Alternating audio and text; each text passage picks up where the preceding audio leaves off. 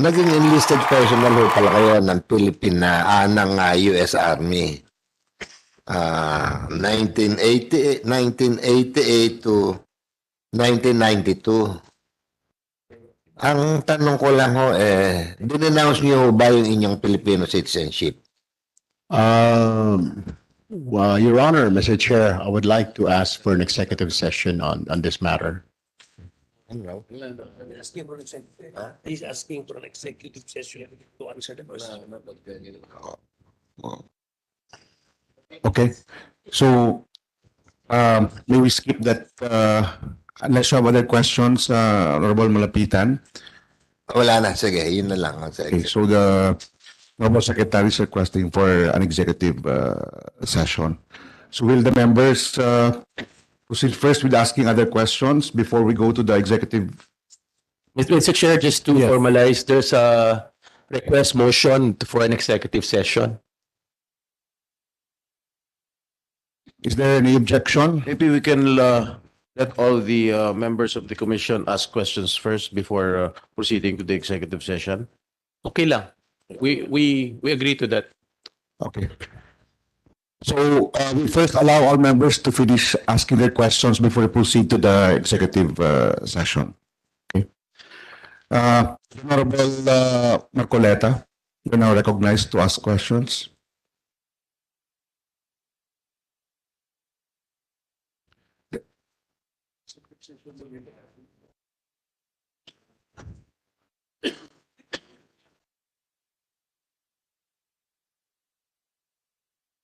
Thank you, Mr. Chair. Mr. Secretary, a follow-up to the question of my colleague, Congressman Malapitan. It's about your being an enlisted personnel of the United States Army for several years, and you have been in active military service stationed in Europe from 1992 to 1996. Correct me if I'm wrong, but to be an enlisted personnel in the U.S. Army, either you are a citizen by birth, meaning to say you are a U.S. citizen, or you have acquired U.S. citizenship by naturalization, or that you are a lawful permanent resident. Under what circumstances did you, what is the status of your citizenship when you were enlisted member of the U.S. Army and when you serve as an active military service station in Europe, sir? Mr. Chair, with all due respect, Senator Congressman Marcoleta, I think the good secretary has asked for the executive session with regard to your Okay. question. Okay, Maybe and we can- there's another Can question. jump to another question. My other question, Mr. Secretary, also appears in the report of the commission. This is the PIR, the Profile Investigation Report, because it is indicated here that you were also convicted 4 times in the RTC in Pasay City. Is this still covered by the executive? So it was centered only on the citizenship. Okay. Can I answer that, Your Honor, Mr. Chair? Yes, please, Mr. Secretary. That case is related to my profession as a journalist, Your Honor, Mr. Chair.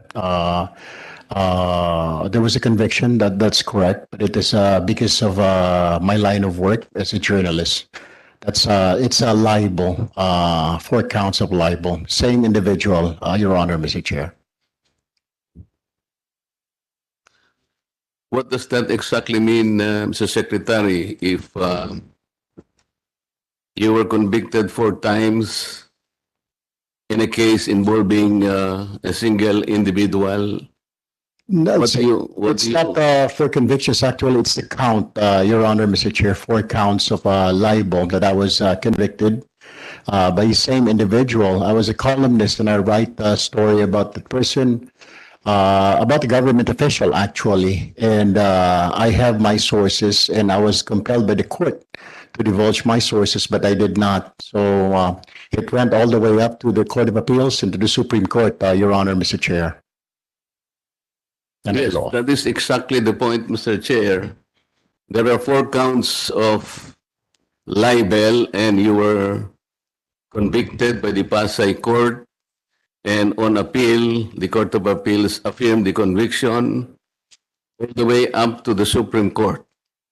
And so, by record, and as it appears in the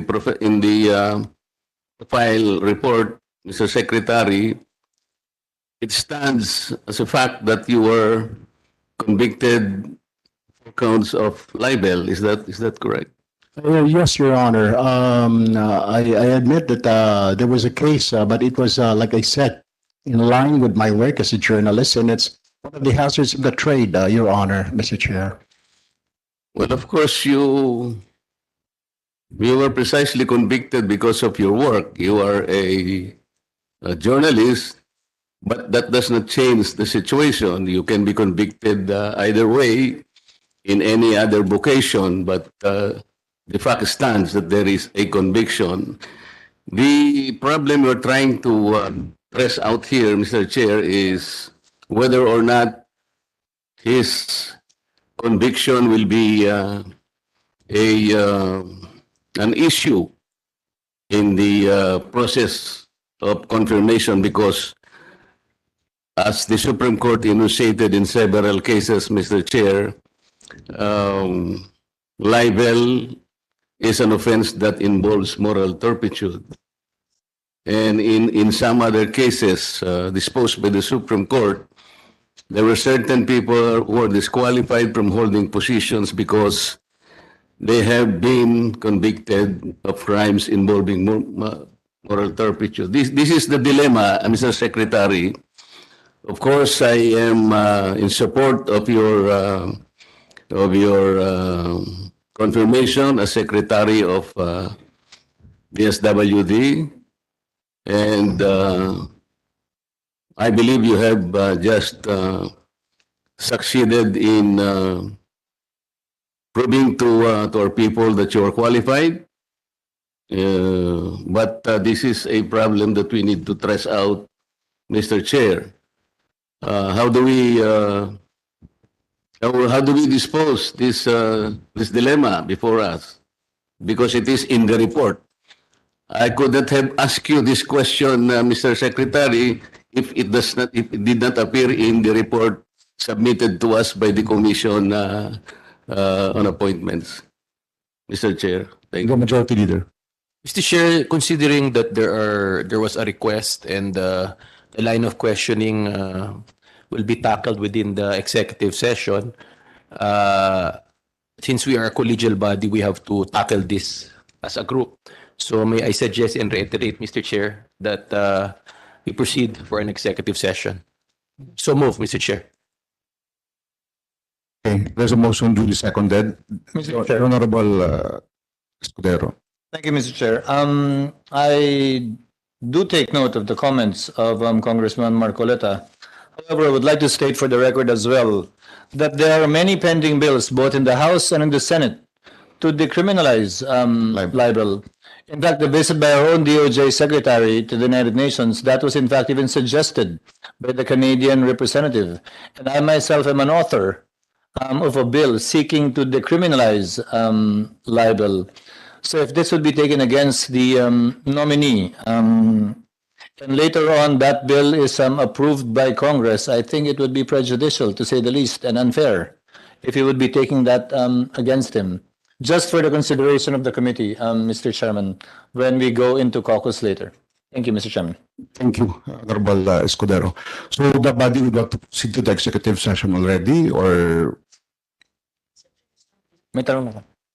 we still have Senator JV, Lani, Senator Estrada, and Senator Cheese who would want to ask questions.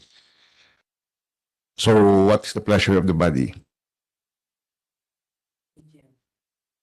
Mr. Chair, my question is no relation to the two issues with regards to his case and his citizenship. It is regarding the program of the DSWD. Okay, so there's Mr. a Chair. pending motion which has been duly seconded. Yeah, reiterate, there's an early request suggestion of our colleagues. I move to suspend the committee deliberation and proceed to have an executive session, Mr. Chair. And we can proceed with questioning after. Okay, so there's a motion duly seconded. Any objection? Okay, we now have an executive session.